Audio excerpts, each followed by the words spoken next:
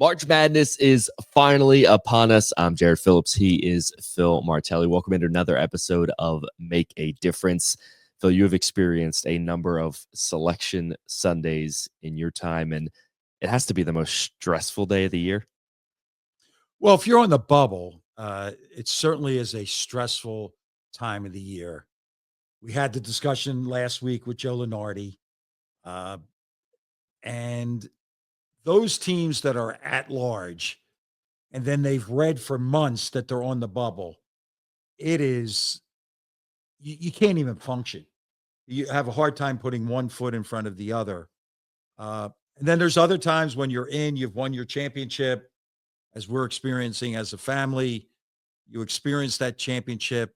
And then what goes into all that? Because you see, what are they called? Cutaways on TV, and this team's sitting there, and everybody's so well mannered. And I'll tell you this truth, this really bad. Like everybody's dressed the same. That's a little bit militaristic. Not that I'm against the military in any way, but it doesn't look natural to me. Everybody dressed in the same. Well, they stage it, right? Like Yeah, everybody's got like, their stop. specific gear on. Yes, like, yes, hey, everybody yes. wear this. Yeah. So I would say the selection Sunday, the anticipation, the nervousness, even if you're in, is real. You can't wait to see your name appear. Now, here's what's going on behind the scenes. You have a checklist in your head immediately. Where, when, who? Where, when, and who? Where are we playing? What's our location? When? And then the who. Now, there are some dramatic changes from the first time that we went into the NCAA tournament. The first year that we went in, we had to fly commercial. Our original flight was canceled. We had to run through the airport and get on another flight, and ended up having to send half our team to a site while the other half waited. I don't even remember where we went the first time, but now it's charter flights. That's the number of miles you bus. Every mile over that, you fly, but it's charter. Pretty good way to travel. How did you decide who was getting to go on that first flight? I can't remember, but I think it was almost alphabetical. I think the airline decided for us. You're just like, God forbid we don't get the second Yes. flight. Let's send the starters on the first one. No. That happened when I was in college. We used to go to games by car. The starters rode with the head coach. Just in case. Just in case. You know? So where, when, and whom are we playing? It's a big deal to have the opportunity to get an extra day, play on Friday as opposed to Thursday. But you're just happy to be there. You have to come up with your scouting plans because you're scouting the team that's in front of you. But if you play Thursday, you have to be ready Saturday. So your assistants scout the other two teams. You get ready. You come up with your travel party. What's allowed by the NCAA? What is our school going to pay for? Who's in that travel party? Are families allowed in the travel party? How does that work? What's the hotel situation? Academics is a big deal because if we call it honestly, you're playing in a conference tournament the week before. Now you have a week of an NCAA tournament. You hope to play the following week going into the Sweet 16. You cannot ignore academics because there's another wrinkle. Most teams are coming off of spring break the week before that. So we're talking about a month out of a 6-month calendar, academic calendar, you have to account for, right? Here's one. What kind of ball does the NCAA use? What's the actual model? Do you have those ready for practice on campus? Now, I believe they send them to you. Are they going to get there in time? If you're hearing on Sunday, are they going to get to you Monday so you can practice with that ball? Practice gear. Everybody's affiliated with a sneaker company. Do they have a special practice gear that they're going to give you as a gift for making the tournament? If not, do you have enough practice gear ready to go? Because when you go to the tournament site, you have to publicly practice. The public is allowed into your practice. And then you want a scouting report practice somewhere private. So you have to have additional gear. Family communication. So these players didn't get there alone. What are you going to tell their families? What are you going to tell them about tickets? What are you going to tell them about hotels? What are you going to tell them about transportation? You need to communicate with the families and the loved ones of your players. You still must celebrate now, right? What has happened? Let's use Bryant. Bryant won Saturday. They still need to celebrate this week because students are back on campus. They need to be applauded and appreciated. Tickets. How many comps am I getting, coach? How many am I getting as the coach for their families? Media exposures. You're going to get a lot of people coming at you. You're going to get podcasts. You're going to get print reporters, electronic. My suggestion is, as the head coach, that you take as many of those experiences as you can because you're promoting your program. You're not promoting yourself. Promote your program best you can. And also have your players prepped. They're going to go into a press conference and they're going to have more people there than they've had all year long.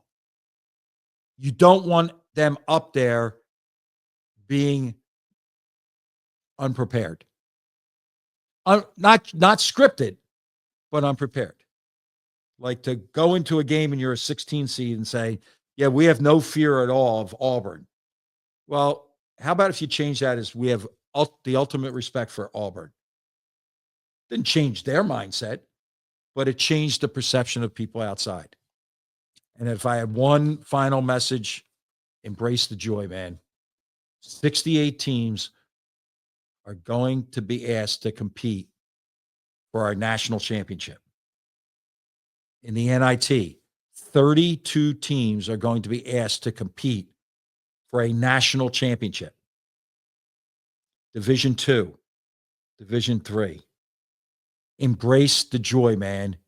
You're playing basketball when in most parts of the country, the weather's getting warmer. You've had a really good year. Think about that one. I love the point too about the media. You think about some of these smaller programs. These players walk in and out of a mostly empty locker room, press room most of the year. That first press conference in their region, and they look at a room full of 50 to 100 people wanting to ask them questions that they haven't been asked all. When you're Duke, when you're Kentucky, when you're Kansas, you're used to a full press room every 3 times a week.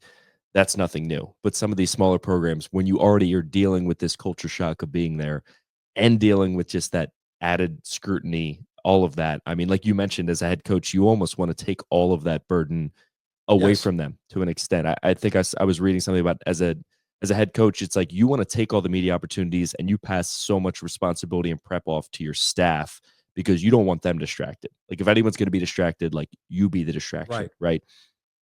Right. But you still want the players to have that opportunity. While the press conference is going on, your locker room is open. So the other kids are sitting in there and like just look at some of the things that are going on. I read today or over the past couple days, student managers, 2 of them have created NIL deals of their own. It's embrace the opportunities. Just like we embraced the Martelli Minute. That's exactly right. So Status Solutions Network is committed to making a difference by providing Alicia Law compliant safety technology to schools through a grant of use, ensuring that financial barriers never stand between students and proper safety. Each community has the power to create real change. You, your loved ones, your community leaders need to learn more at statussolutions.com. Statussolutions.com. Why? They're making a difference. So the Martelli Minute. Seek the good in others. Decide to be positive. It will change your life's path. All the time walking around kicking rocks and mumbling underneath your breath and cursing the clouds or whatever it is that people do. Lift your head. Be positive. Things are going to work out and it'll change your path. Never lack the courage to try. If you always are walking away from opportunity because they may be hard, Give yourself that courage. Visit Oz, right? Go visit the Wizard of Oz and ask for the courage so that you'll at least try. And then this one is deep. By refusing to accept anything less than your best, you often get exactly that. If you refuse to accept less than your best, you will often get your best because you haven't put obstacles in your own way. Phil _Martelli, and I have to raise my hand. One day this week, I wasn't able to get the Martelli minute out until 10 o'clock. Slacking. I'm punished. Yeah. I'm punished here. I'm punished. That's a late start for you. Late start. I hope it was. I was was doing some other things. I was going to say, was it a day that you had travel issues? Or, I mean, something. It's been a long week for you, but we don't want to keep our guest waiting any longer because, man, we got a terrific one. I mean, we talk about Mount Rushmore often. We're running out of mountain space for sure. We are becoming the Alps. Yeah. The Alps of podcast. Well, here it is. We usually call this the guest segment. That's not the call today. This is friend / brother / hero segment for Make a Difference. We are so delighted and so blessed to have Fran Dunphy as our friend segment. Why? A life teacher. Don't give me basketball coach. I'm not buying basketball coach. I'm talking about life teacher. Every single player that he had at Malvern, American U, the University of Pennsylvania, Temple, LaSalle, will talk to you not about some X and O, but always about how he impacted their lives and the lives of their families and their path going forward. That's a gift. That's a gift. A community servant. Anybody out there watching, if you have not had Fran Dunphy at one of your events, you haven't tried. Not he has said no. Community servant. Why? With the idea of maybe helping one person for one day, for one moment. It's extraordinary. Yeah, he's a Hall of Fame coach. Most wins in the history of the Big Five. Let that sink in. The coaches who are in the Hall of Fame, the Naismith Hall of Fame, who coached in the Philadelphia Big Five, do not have the same number of wins as Fran Dunphy. Friend extraordinaire. He is one of the few people that I've ever met that could fill a building. Pick the building. Want to pick the Palestra? 9,200 people. You could fill that with 9,200 people who believe that Fran Dunphy is their best friend. And you know why? Here's how you measure a friend, Jarrett. At 2 o'clock in the morning and you're in a jam, you get a flat tire. Maybe you've had too much to drink and you need to get home. Who would you call with the certainty in your heart that they would show up and they would get you home? 9,200 people would call Fran Dunphy. And then the ultimate compliment that I can pay him, he has given more than he has taken from any and every situation that he's been in. So you ready? Guest on Make a Difference? That ain't good enough for Dunph. A friend of Make a Difference, a dear friend, a brother to Make a Difference. Welcome, Dunph. We appreciate you. Well, thank you, Phil. Thank you for your kind words. Appreciate the brother status. As you well know, I lost my brother a couple years ago, year and a half ago or so ago. Still miss that dude like you can't believe. And you knew him well, so you can believe it. The effect he had on me, and he's still hanging around, though. That's for sure. That's the great part. It's the great part. So All good, all good. But thanks for having me on, and I hope we can make a difference today. That's it. So, Dunph, everybody knows you. Everybody who would watch this would know you. What part of your path, your journey to where you are today, what's an unknown? What would people that say, I really know Dunph, what would they not know? How you got to today and your legendary status? Well, how I got here, that's a great question. And obviously, as so many of us have learned over the years, you don't do it by yourself. You get so many mentors out there that help you along the way. I tell the story always about Jim Stewart and Jack Shark McGuinn coming to my house to say, "Hey, Malvern Prep needs a new basketball coach." And my answer, of course, was who I was at the time. Good. I hope they get one. And they say, "No, well, we want you." I said, I don't think I'm ready for that." And yeah, well, you need some direction. I said, "Listen, I like my direction. I'm bartending at night. I'm playing golf during the day. I got a pretty good life. I got a pocket full of money, and I'm having a good time playing golf and hanging out, and I'm good." And they kept coming back, and I finally relented, and they gave me this opportunity at Malvern, and it just that begot Lefty Irvin giving me a chance at the college level, to Gary Williams giving me a chance to work with him for a couple of years, and then Eddie Tapscott, and then back to LaSalle to work with Lefty Irvin again, and then I worked with Speedy Morris for 2 years, and then I got a chance at Penn, and Penn gave me a chance, and then Temple gave me a chance, and then I'm there, and I'm just hanging out at Temple doing the stuff that I was doing, teaching and working a little bit as the interim athletic director, and then my alma mater calls, and so like we all do, and one of the things I've learned from you over the years is you're no good at saying no either. And so I just followed that path and said, "Yeah, I'll do it. I don't want to do it for a long period of time. I don't think I should." And it led to that. So, how about all the mentors we've had as we went along? In my case, I had the older brother who, I don't know how. It's hard if you don't have that older brother. And then and the guys in the neighborhood too, like Jim Stewart and Jack McGuinn, they took care of us. I can't tell you the number of times I'm standing on the sidewalk down in Drexel Hill somewhere, and a car would pull up and, "Yo, get in the car."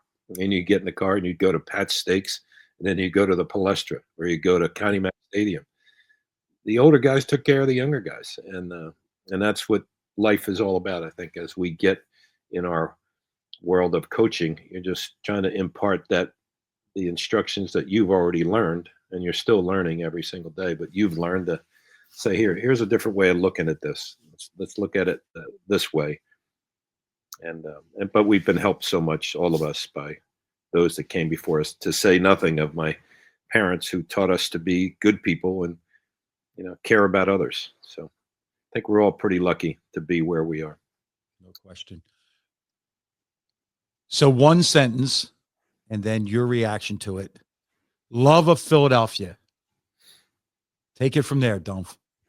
Yeah, I think it's so important. I grew up in Southwest Philly. My sisters and I were talking yesterday. I was born in Misericordia Hospital in Southwest Philly, and then we moved out to Delaware County. And then just that St. Dorothy's community was a great place to grow up. And then, but if you're from anywhere in earshot or eyeshot of Philadelphia, you're Philadelphia, whether you're in South Jersey or you're Bucks County or whatever counties you're in. But we're Philly.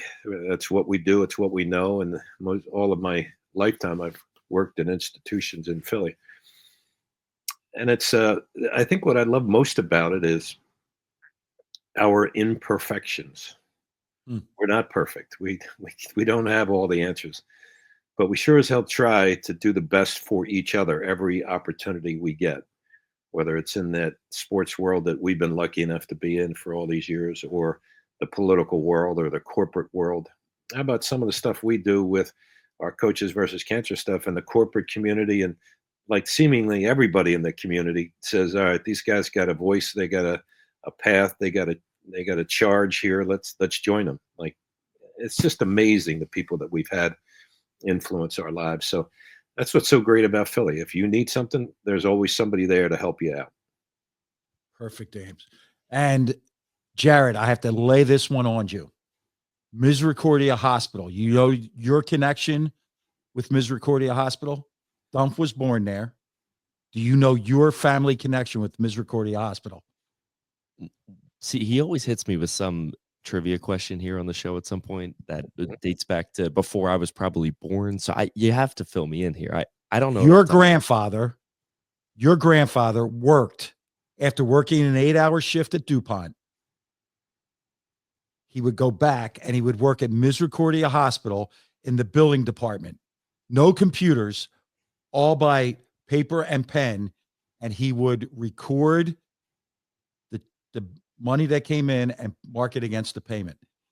That was one of his jobs. He had 3 jobs: DuPont, Misericordia Hospital, and then Dump. I'm going to lay this on you. He sold tickets with the legendary Dude O'Dowd for the Phillies and never missed a game. Never missed a game. 3 jobs. I didn't know about the Misericordia. I knew DuPont and I knew, ticket sales. But wow, that's unbelievable. I mean, kind of a legendary Philadelphia hospital, if you will. Kind of a legendary Philadelphian, your grandfather, believe me. Dump, 3 different experiences: Penn, Temple, LaSalle. What can you describe one unique experience that you had at each of those institutions? Yeah, pretty much. I'd say to you that obviously Penn giving me a chance to be the head coach in 1989 was pretty special. And I worked for a guy by the name of Paul Rubenkamp, and I've told you this story many times. And so he gave me a 3-year contract. I would have taken a 3-day contract. I just wanted the job. And after 2 years of 9 and 17, or 12 and 14, and then 9 and 17, I went in to see him on a 3-year contract, and not too good a job I've done in 2 years. And he handed me a new 3-year contract at the end of my 2nd year. And I said, "What are you doing this for?" He said, "Well, because I believe in you, and you're doing okay, and you work hard. You got a good staff. The kids are good. They're working hard. You'll be fine." We turned it around the next year. Of course, we got Jerome Allen to come to Penn, and then Matt Maloney joined him, and we had a nice career there. So I'm very appreciative of that from my Penn experience. My Temple experience of attempting to succeed John Chaney and all that he was to Philadelphia and to certainly Temple University was daunting. That was a daunting task, but luckily, in year 2, we had a chance to be pretty good. And that, I'd mentioned Jerome Allen as a guy who helped me so much. And at Penn, I would say LaVoy Allen did the same for me at Temple. He just put us in a different place, gave us a chance to really be a good team. I always say it about him. He made 4 mistakes on defense in 4 years. He was never out of position. Amazing rebounder and defender, and he probably should have shot it more, and I encouraged him to do so, but he did not. And then my final situation at LaSalle, probably I was influenced by Tom Gola in this, that there was a time in 1968 that we were looking for a new leader, and Tom Gola stepped up and did it tremendously in a different fashion. Basketball was much different in 1968, but they asked me to serve, and I said, "Okay, I will do it." And again, I don't think it should be for a long period of time, 2 or 3 years, and it was a 3-year endeavor. And I hope that LaSalle's getting better, and we're in a good spot. I think our leadership at the institution is good, and just hope it can do a good job over the next number of years and put ourselves in a great situation as a university in Philadelphia. So I think those are 3 things I would say, but all again influenced by a person who helped us. Bill Bradshaw at Temple helped me. Paul Rubenkamp helped me. And then the people at LaSalle helped me live my life pretty well, and I'm very appreciative of all three institutions. If you had to then zero back to basketball, did you? I know you did, but who were the coaching influences with running your program, running your teams, your recruiting, the coaching influences, not the whole, as you and I have shared, the person that we had to be for our universities, just the game itself, because you are so spectacular a guy, you're undervalued as a coach, but yet your numbers would say to you, this is a really, really special basketball coach. Who were those influences for you, basketball wise? Well, I think the first one is Dan Doherty. I played for him in high school. He got me an opportunity at LaSalle to earn a tuition scholarship at LaSalle. So he was unbelievable. Then he got me to be an assistant coach in the United States Army when I was in the Army at West Point. He got me. I was an assistant at his first team at Army. It was amazing. So he was as instrumental as anybody. And then as an assistant coach, I would watch Ed Hockenberry, who worked for Doc. Later on, I had an assistant coach, Bud Tosti, who took over for me at Malvern. I don't know that I would have made it through 4 years at Malvern without Bud. He helped me immeasurably. He was my assistant coach, and but he taught me how to do some things that I think were important in terms of just paying attention and detail work, and did some great things for me there. And then when I went to American U, I went to LaSalle first, and Lefty. I learned much from Lefty. He helped me immeasurably. And then when I went to American U, Gary Williams was a great influence. Eddie Tapscott was a great influence for me. When I went back to LaSalle again, Joe Mihalik was there for a while when I was at American, and I think Joe helped me immeasurably. And then when I got the job at Penn, Tom Schneider gave me a job at Penn, which I'm grateful for. But Fran O'Hanlon, when I hired him, I just learned so much basketball from him. I learned a lot from Steve Donahue, to be quite honest with you. I think everybody that you coach with teaches you a little bit. I would say it about O'Hanlon. He taught me a lot of bit.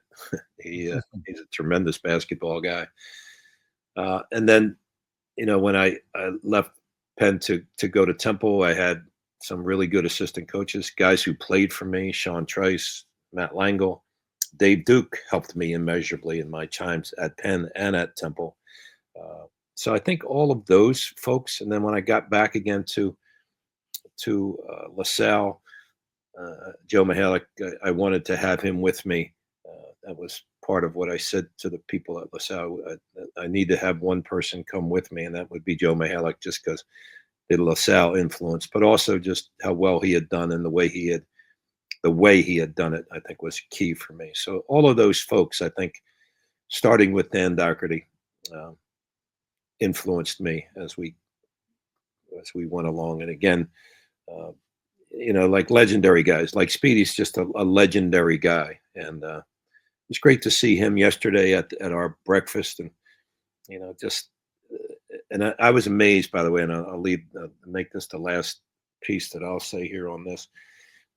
I'd coached against Speedy for a number of years when I was at Malvern and he was at Roman, and what I saw in practice was not nearly what I saw during the course of game time.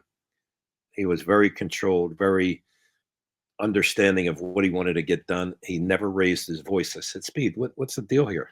Why aren't I getting that game time speed every day?" And that's not who he was. He was just a great teacher. And to this day, my last game that I coached at LaSalle, we ran something called Gold, a pressure offense versus the full court pressure, and we used it. And we got our best foul shooter the ball because of a play that Speedman taught me. And so it's those little things over the years, the nuggets, to say nothing of all those coaches you coached against, whether it was Phil Martelli or Pete Carrill or Jay Wright or whoever. You wound up stealing stuff from everybody, trying to make it better for your team. And God knows I borrowed a lot of stuff Dumph, this game, this profession is it can be so fickle. I mean, you really never know when that last opportunity may come. So I have to ask you, I mean, for someone who is able to go out on your terms, not a lot of guys get to say that. What does that mean for you to be able to kind of see that love and support, knowing that I'm stepping away when I want to? Well, I appreciate the question, Jared. I think in all that we do, and I think Phil would probably agree, when you're young in this profession and you finally get your chance, you're an assistant coach and you say, if I get the chance to be a head coach, I'm going to do this, this, this, and this, and I'm going to probably win a national championship in years 3 or 4. It's not going to take me too long. Then you get the job and you say, oh, Madonna me, what do I got going on here? And because you don't know and you're young and you're insecure, but you think you got to do everything. And then you get a little older and you start to trust your assistant coaches more, and the reality is you don't care where the good ideas come from. You just want good ideas. And then when you really get secure, you can go to your players, like I'm sure Phil would tell you, when he was doing his work with a guy like Jameer Nelson, you're confiding in him, even though he doesn't think you're confiding in him every single day, but they're running the show. And I had that with Jerome Allen and Michael Jordan and Matt Langle and Matt Maloney and Khalif Wyatt and Shiz Alston and Jameer Brickus, to name a few. And I'm forgetting, and I couldn't mention all those guys that then you start to trust. And when you get that trust within the assistant coaches world, and then in the players world, then you're better. And so I think that's where the growth of your own self is so critical to everything that we do, and you become happier, you become better in every aspect of the coaching world and of the living world, just by the experience that you get as you become less insecure.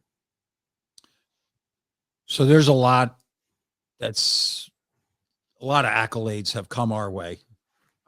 And I say that humbly. But coaches versus cancer. And Dumph, I just want to rattle off these names and have you react. Coaches versus cancer makes a difference because of Charlie Dinsmore, because of Den Dunphy, because of Bill Campo, and because of a little girl named Alex. Dumph, speak to those names about coaches versus cancer, please. Yeah, I appreciate it, Phil. I mean, obviously, Charlie, we knew. I went to high school with Charlie, and Charlie got cancer at a very young age and fought like hell for years to try to beat it. And I can still picture being at Alex's Lemonade the first year they had it, and a downpour, a deluge, and Charlie's out there sick as a dog. He had been so bloated by the chemo that he taped his eyes open. He put adhesive tape on his eyes so he could stay open. That could stay open, and he could do something to help Alex's Lemonade. And it was just amazing, Charlie. And so for us to do that and name our Charlie Dinsmore Award winners for the people who have overcome the adversity of having cancer is awesome. My brother was great in so many different ways. I mean, he just wanted to help. That's how he was raised, and we were all raised in our family. But he was the guy that taught us all how to do these kinds of things. And so we're so fortunate. And Alex, I think Alex taught us so much too. And just, there's a tough little girl who's got this dreaded disease, and she's not thinking about anything other than helping other people. And her family deserves so much credit for all they went through as well. And they're still doing it. And they're still doing great, great work. And one of the things you can't ever measure is the difference that you make, though. Mm-hmm. And so for us, have we made a difference in our coaches versus cancer program? I sure as hell hope so. And I think we have, and we've been told that so many times over. But and you and I have had this conversation many, many times. I mean, while we have done really good work, we got to do more. And I think that's the attitude that we all have. And that's when I appreciate that you've mentioned that you've named your next path in life to make a difference, because that's all we're all trying to do is just make life better for somebody else. And have we done a good job? Yeah, I think we have.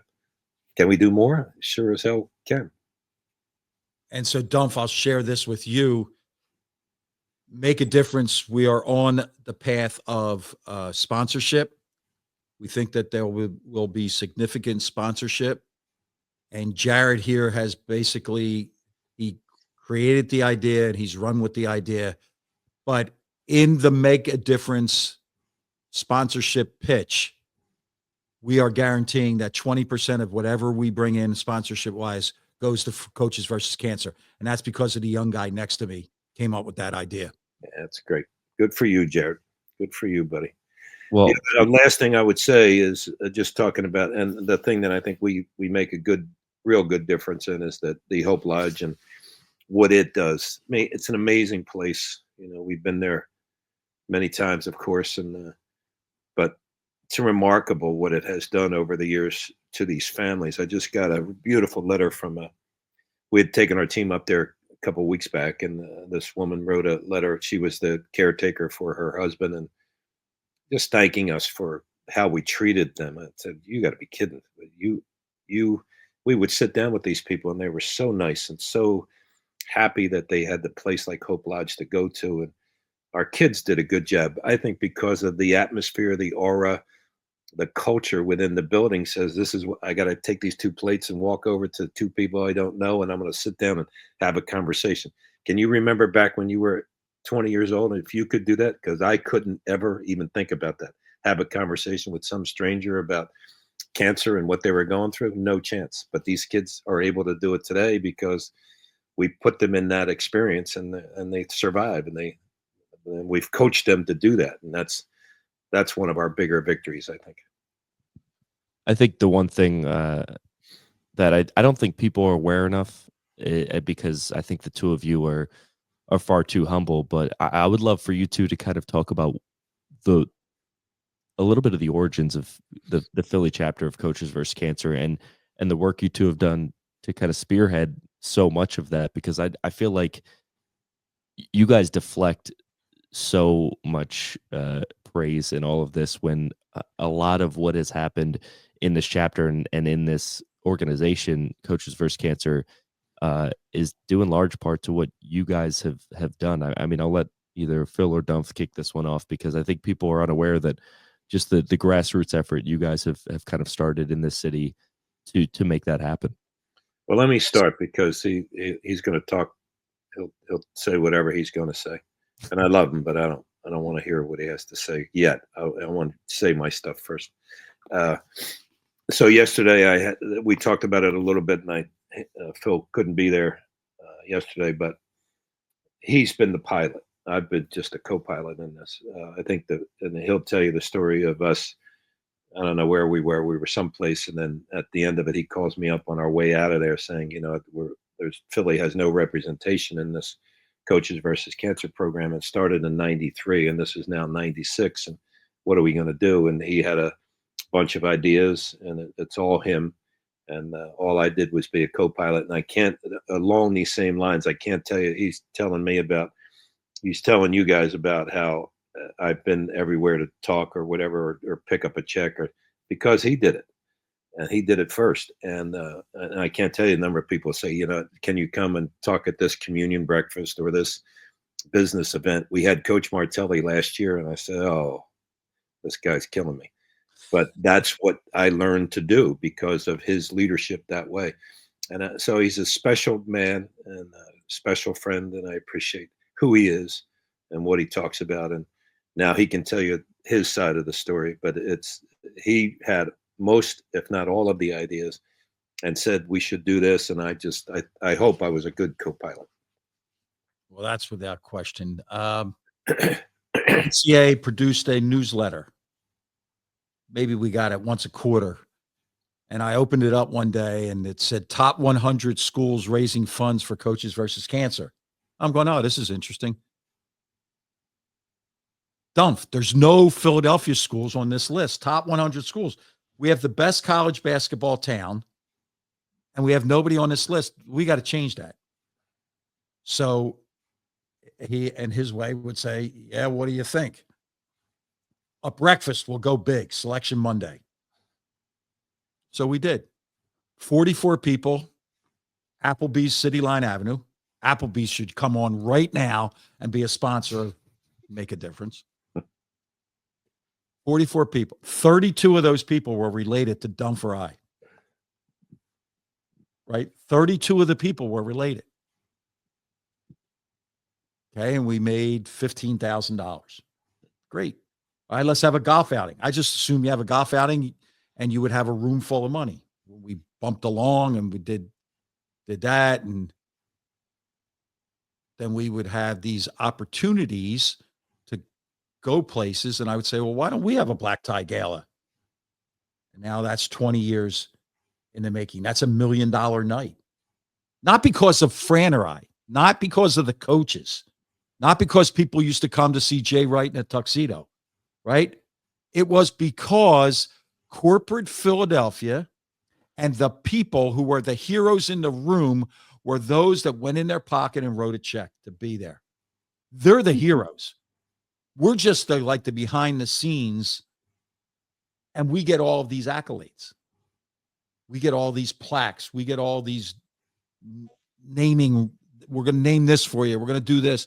Yeah, but it was all of them, the volunteers and the people that wrote checks. And then Bill Campo came up with an idea, suits and sneakers. Like, that's all over the country. It's screwed up now, to be honest with you, because everybody wears sweatsuits. It's not sweatsuits and sneakers. These guys can still put on a suit and sneakers for one game a year. Now it's 1 week a year. That was Bill Campo's idea, a volunteer in Philadelphia, Dump's classmate from LaSalle, right? That was his idea.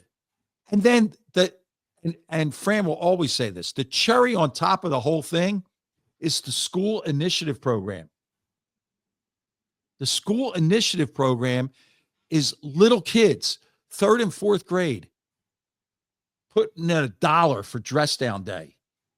St. Mary Magdalene, the local parish, $15,000, $18,000, $20,000. Why? 7th and 8th grade, 5th and 6th grade basketball all weekend long. And just keep going and going. School initiative program started in Philadelphia. It should be a nationwide endeavor. And then you would be talking about raising millions and millions and millions of dollars. So it happened with ideas and running my mouth. But then it was all of these volunteers and these people saying, that seems possible. And I have one right now that will blow cancer out of the water. I just don't know how to do it. But this is an issue to the whole country. Everybody this week is interested in one thing. What?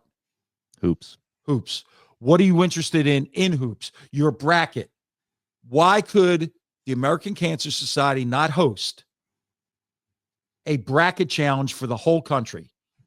10 million brackets would go in. And you can't charge them because then it becomes a lottery. Suggested that you make a donation to Coaches versus Cancer to participate.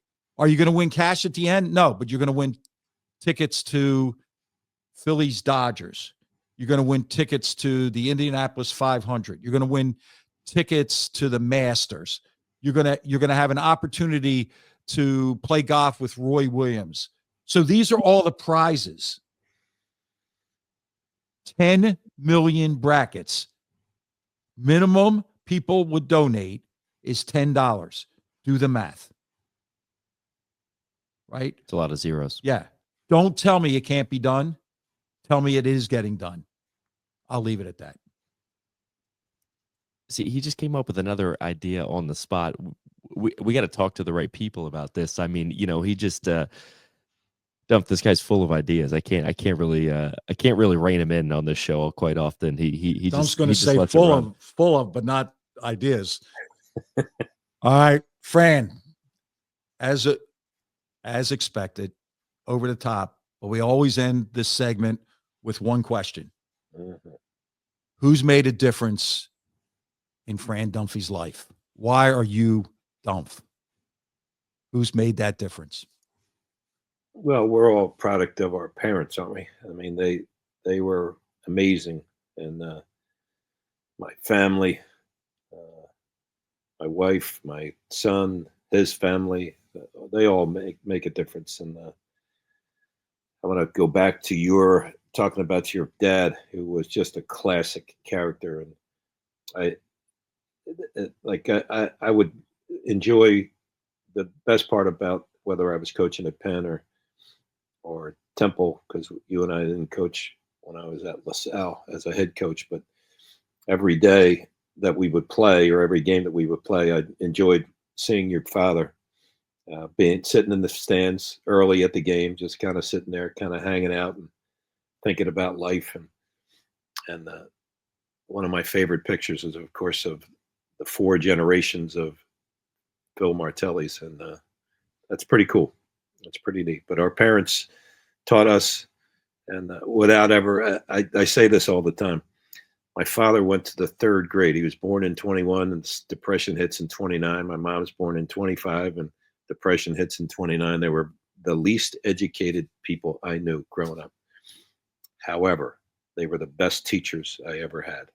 And because they taught us to be good people, that's all. And think about others first. It's not about you. Life has nothing to do about you.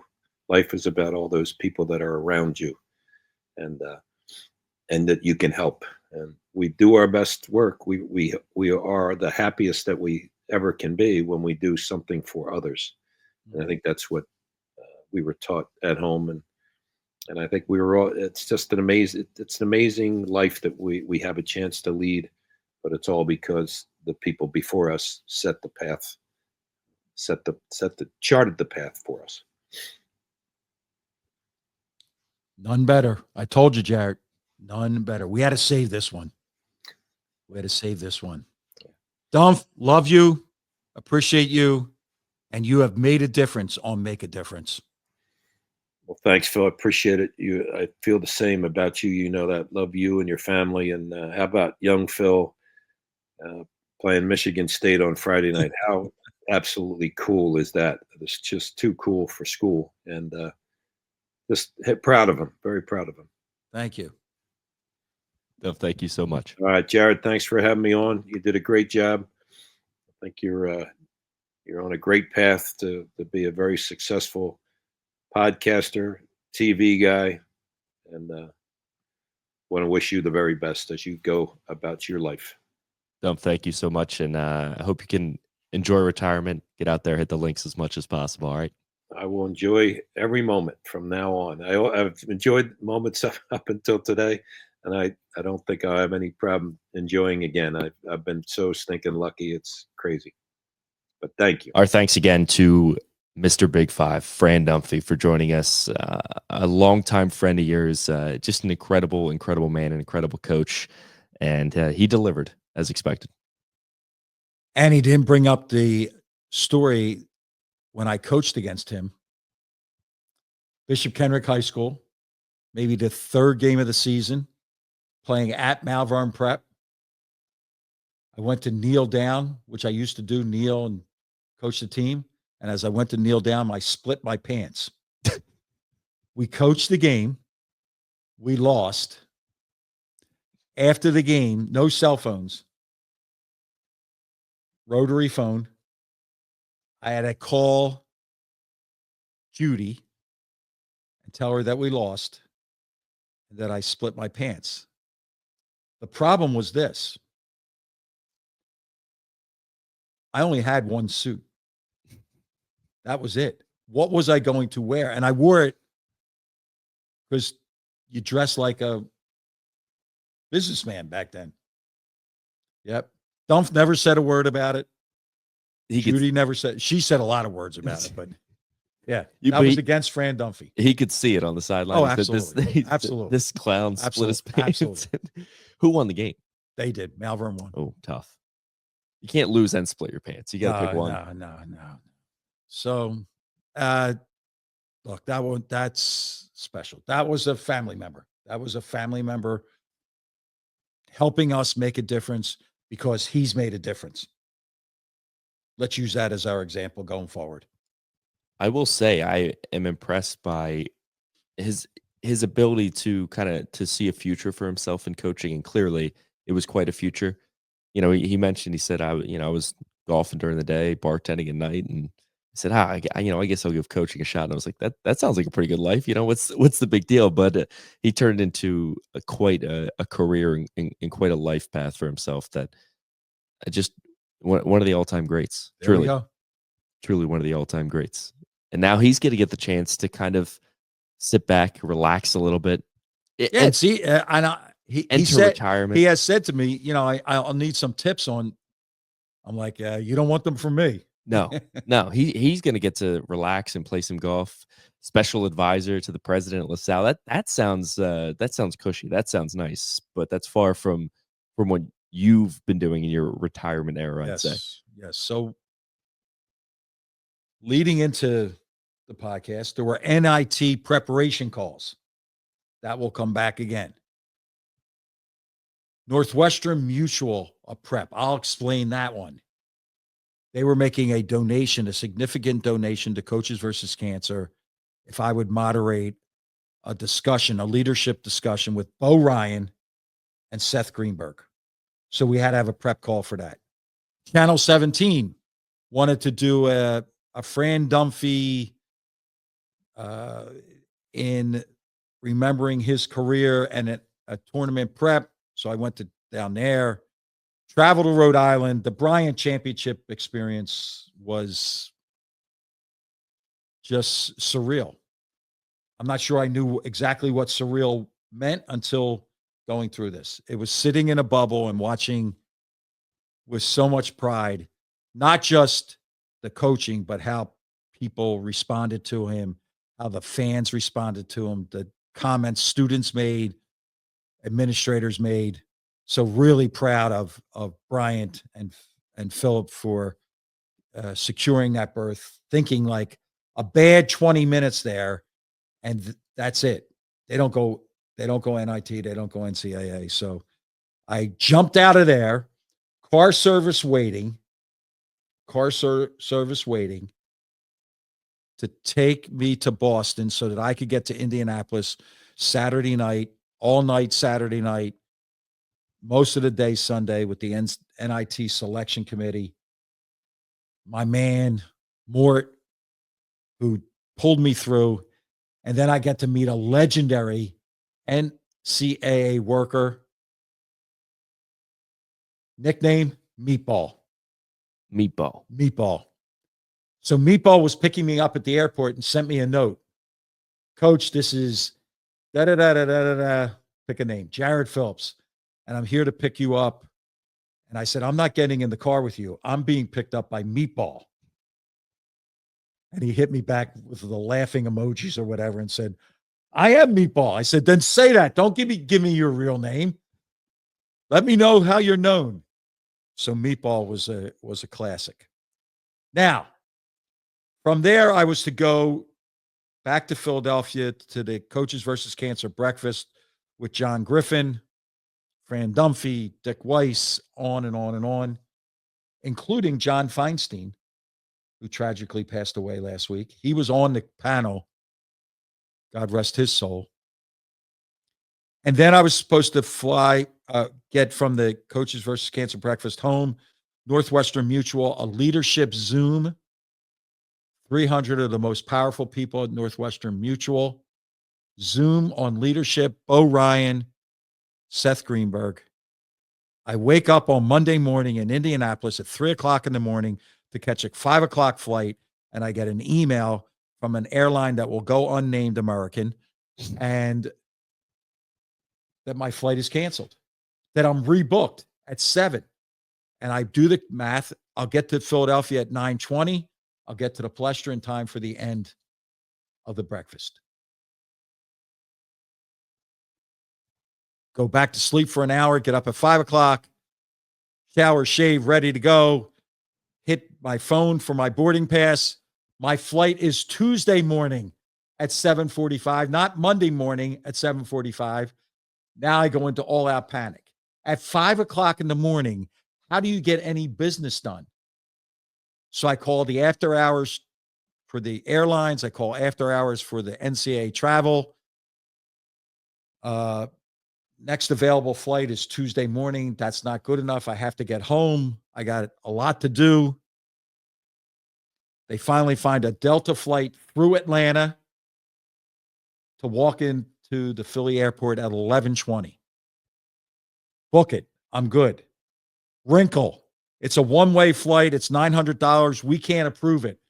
It's now 5:20 in the morning. Who are you going to call to approve it? And now I'm thinking, do I pay it? They call. Somebody approves it. And so I start home. But when I sit down to do my calendar, I said, I'm going to be in the air for this Northwestern Mutual. They are making a significant donation to Coaches versus Cancer. I can't let them down.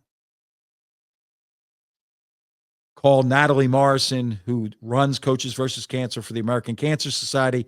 She's on the West Coast. She said to me, you do realize it's 5:30 in the morning or 6 o'clock in the morning. I said, yeah, but what do you want me to do? So we scramble, and a shout out. Fran Fraschella stepped forth and nailed it for Northwestern Mutual, along with Bo Ryan and Seth Greenberg, and shows my value. They didn't need me. They just needed to make sure I use my Rolodex to connect with the right people. That was where I was. You're cutting yourself way too much slack there. I mean, props to Fran for stepping in there, but I mean, come on, you give yourself a break. That's a ridiculous travel day. I was also up with you at 5 o'clock in the morning trying to sort all that out because the original plan, unfortunately, was for. And we can mention, I guess, because that was the plan last week. Was we were going to be live from the Coach vs. Cancer breakfast, and unfortunately, the airlines would not have it that way for us. So. But we still secured Fran, so we got Dunphy on, and that's all that truly matters. But and then I'm glad you're done with that saga. Yeah. But now we go. Now come on. There's a week ahead, and quite a week it is. And let's go all the way to next week. We're going to have an NCAA participant on our podcast next week to talk about that experience. Widener next week. Fireside chat with the dean of their law school. We have to have a prep call for that. ASTM, an international standards company, is hosting me to speak in their Conshohocken office. 240 people. Excited about that. I have request upon request to do media to talk about Phil Martelli Sr. and Phil Martelli Jr. I'm delighted to be able to do that, including a former camper who now works for ABC, who's going to come to the house. The only requirement is that he wear a Phil Martelli basketball camp T-shirt for the interview, and he has them. I was going to say I can lend him one if he needs it. We have that. I will leave. Hopefully, and Judy's schedule will be different. She'll stay, but I'm going to try to go from here to Cleveland via State College, visit grandchildren there, go to the practices, and to see my grandchildren embrace that experience at the sub-regional in Cleveland. Thursday, Friday, Saturday. Back Sunday. Sunday, one of the coolest things. This will be year 32. 32 years for Valentine's Day. I know it's not February anymore, but Valentine's Day, Judy and I have dinner with Steve and Donna Conley and Dr. Jim Johnson and Denise Johnson. And we will be holding that dinner on Sunday night. And then Monday, we'll be back at this fireside chat with Widener and a podcast with an NCAA participant. Other than that, nothing going on. We're going to keep that one under wraps. We'll see how this weekend plays out because we may not be able to get that NCAA participant depending on how the weekend goes, but we shall see. We shall certainly see. I have to circle back to Bryant. I have to because what an unbelievable experience for you for Philip, for the family. It just to see that moment. I know that you've cut down nets multiple times in your career to punch your ticket to the NCAA. You've made deep runs in the postseason. Those probably they mean the world to you. But I just can't even wrap my head around getting the chance to see your son do the same. And I really need you to kind of, in your best words, of which you usually have many, try and describe that, because I just feel like that had to be unbelievable, like beyond words. Yeah, beyond words. The game itself, I don't coach the game because I don't go to practice. I'm not that I'm not connected in that way. I don't yell at the referees. I watch his body language, how he's approaching it, being there in person. I watch the reaction of Nate and Philip, Steven, and Mara, Megan, who played the game, played in the national championship game, Division III, how she's invested in the game.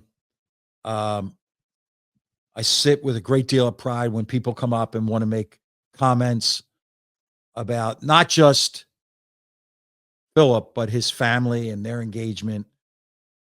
And then watching a championship game was chilling, in a positive way. The team joy that they played with, and not the pressure, because that's a lot of pressure in that environment. A bad 20 minutes could have cost them the whole year. There would be nothing to show for that year other than a regular season championship. Not to be dismissed, but a regular season championship.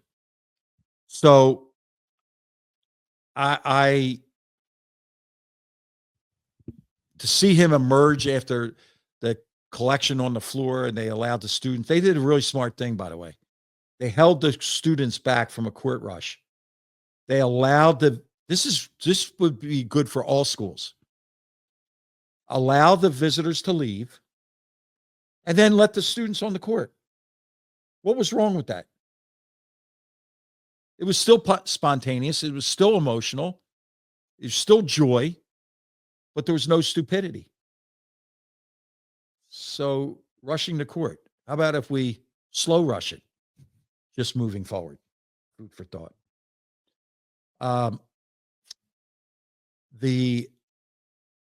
Then the cooperation from the Bryant people, and this is not made up.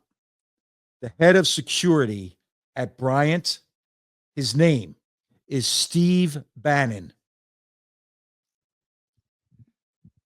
Exactly. Not the same one. No. I didn't know what Steve Bannon was up to these days, but Steve Bannon got car service right to the door to the Boston airport, and then the phone. I am just, there have been any number of occasions that I can think of. Championships, the death of Pop, when I was let go at St. Joe's, when that phone just literally blows up and you get hundreds and hundreds and hundreds, and in some cases, 1,000 texts. And I answer everything. I never let anything go. From Bryant to Boston, and even up until this moment in time, I'm still answering text, congratulating Philip and how much joy they have. So this is really special. And I only have like one more request. I want to do that again and again, but I also want to do it with Jimmy. And I want to do it. Elizabeth is in her way with all the things she has going on with all of her kids. I want to do it with them, to just let them know how proud I am of the person that they are, not what they've achieved. And this was a special achievement. let's go Bulldogs. Not going to be easy. I think we have to touch on it a little bit. I mean, the matchup is, come on, man. Come on. Well, as I said to him, I don't do X's and O's. but I know this. Bryant, the third tallest starting lineup in the tournament. They've prided themselves on rebounding. Well, now you're going to the top. Rebound with Michigan State, you're in the game. Get back on defense because they are relentless transition. That's what we want. The 31st game of the tournament, Bryant and Michigan State. Do you realize that 20 of the teams will be back on their campuses already who played in the tournament? Wow. Yeah. It's Right. it's a true nightcap. Friday, 10 p.m. And we cannot, we can't minimize this. One of our guests on Make a Difference, A dear friend of the show, Tom Izzo.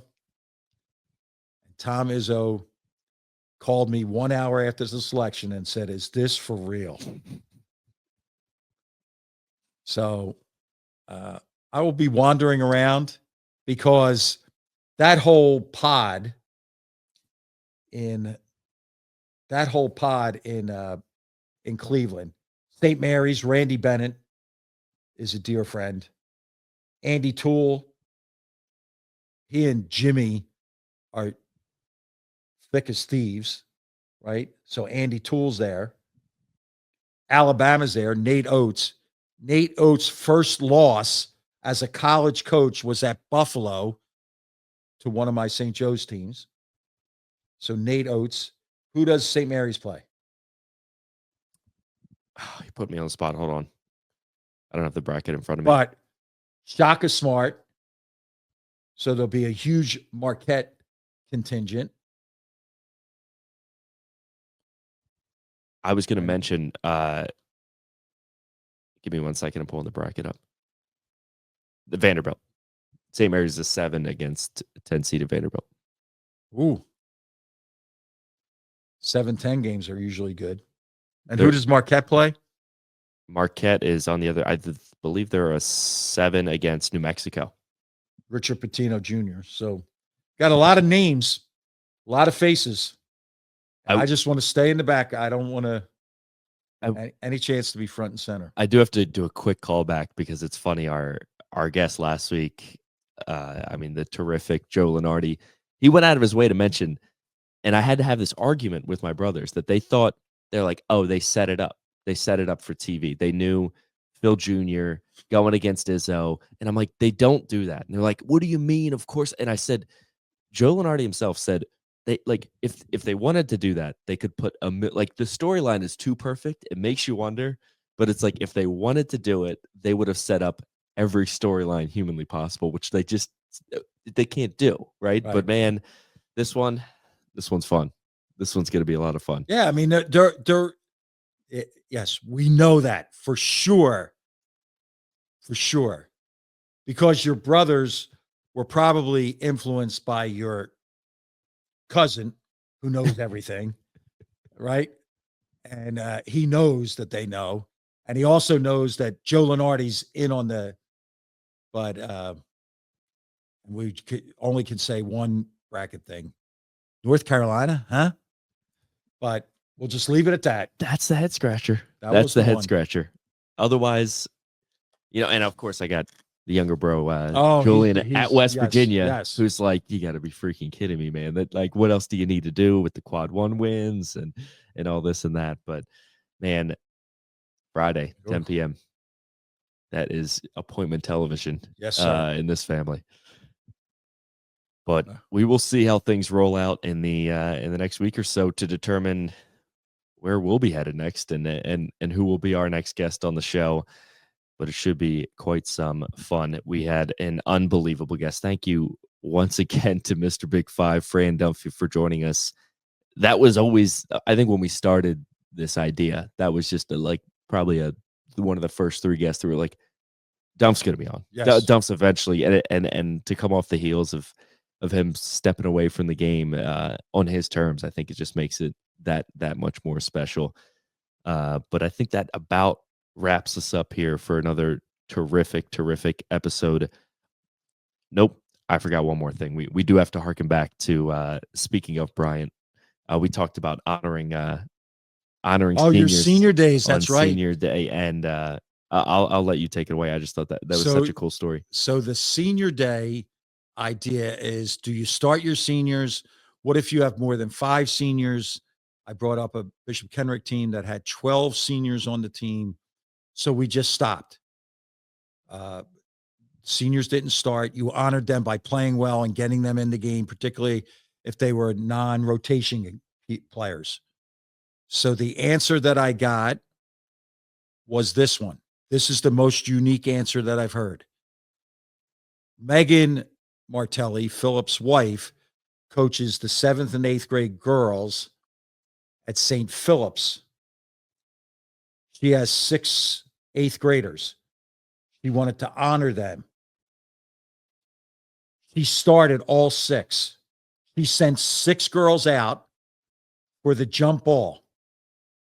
The ball went in the air, and the referee called a technical foul, and she took one player out. Pretty cool right there. But correct me if I'm wrong. I don't think they awarded the technical. I've checked on that. No, Philip said no technical. No Blew the whistle. No technical. technical. Wow. That's a classy move. Classy move See, by both teams. That was my take. I said you throw all 12 Kendrick seniors out there and just take the foul shots. I mean, you just better hope the guys can get back and get a bucket at the other end, because at least you're still honoring your guys. I love it. I think that was a really good idea. And for the referees to acknowledge that, I mean, kudos to them as well, for sure. Yes. But yeah, a lot of fun different ways to honor them. I mean, I personally would go with the sword, but putting everybody on the court first would be a lot of fun as well. But that we got to wrap things up here, because as we pretty much expected, Fran was going to be our longest episode to date, and a lot to get to, obviously, with the tournament really coming up here quickly. So Friday night, 10 p.m., Bryan and Michigan State. That should be a lot of fun, and we'll be locked in. We'll be locked in for that one. If you are looking to make a difference with Phil Martelli, head on over to pnjmakeadifference.com. That is where you can get in touch with Phil. That's how Phil is making a difference in classrooms, on the court, off the court, in the workplace, wherever he can make a change, make a difference for others. That is where he is at. Go ahead and reach out to him there if you were hoping to partner with Phil in any way. If you like what you are hearing or seeing from the podcast, go ahead and follow us at Make a Difference Pod on Instagram, TikTok, and YouTube. We are at Make a Diff Pod on X. We are Make a Difference with Phil Martelli on Facebook. If you're watching on YouTube, we'd really appreciate it if you liked and subscribed. Or if you're listening on Spotify and Apple, give us a 5-star rating. Next week, we're going to have quite an awesome guest. Or maybe we won't. It'd be really awesome if we don't have this guest. We will have an NCAA participant. Yeah, we have one in mind, and it'd be pretty awesome if we can't get that one, but we will see how that all plays out. So you're going to be locked in for next week, but another rock star episode with a legendary man in Fran Dunphy. Phil, I think that's it for us. Let's go watch hoops.